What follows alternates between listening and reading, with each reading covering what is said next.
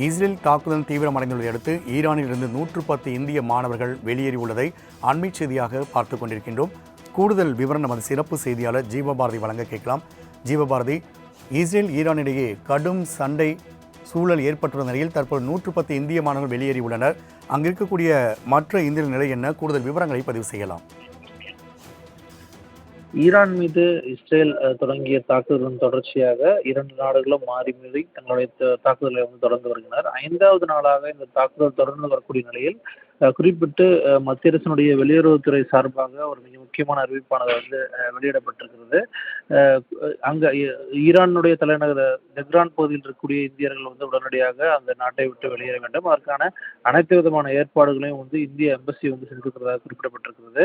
அதே போல தாங்களாகவே வெளியேறக்கூடிய அந்த டிரான்ஸ்போர்டேஷன் வசதி இருந்தால் அதை அவர்கள் பயன்படுத்திக் கொள்ள வேண்டும். அரசும் அவர்கள் வெளியே செல்றதுக்கான மிக முக்கியமான முடிவுகளை எடுத்து அதை தொடர்ச்சியாக செயல்படுத்தி வருகிறது.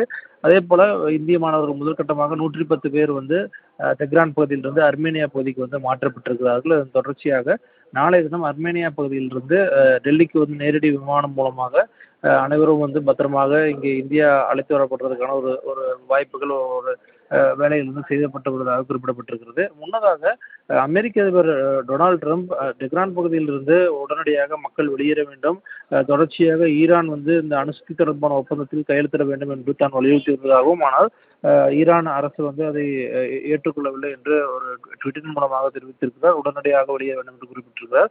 இஸ்ரேலும் டெஹ்ரான் பகுதியில் இருக்கக்கூடிய 3 லட்சம் மக்கள் உடனடியாக அந்த பகுதியை விட்டு வெளியேற வேண்டும் என்று ஒரு மிக முக்கியமான வேண்டுகோளை விடுத்திருக்கிறது. காரணம் என்றால் நேற்று இரவு முதலேயே தொடர்ச்சியாக கடுமையான குண்டுகளையும் அதே போல ட்ரோன் தாக்குதலையும் இஸ்ரேல் ஈரான் நாட்டினுடைய தலைநகர் டெஹ்ரானை நோக்கி செய்து வரக்கூடிய நிலையில் அடுத்தடுத்ததாக அங்கு இருக்கக்கூடிய மக்கள் வெளியேறுமாறு அமெரிக்காவை தொடர்ந்து இந்தியாவும் தற்போது ஒரு மிக முக்கியமான அறிவிப்பு வெளியிட்டிருக்கிறது.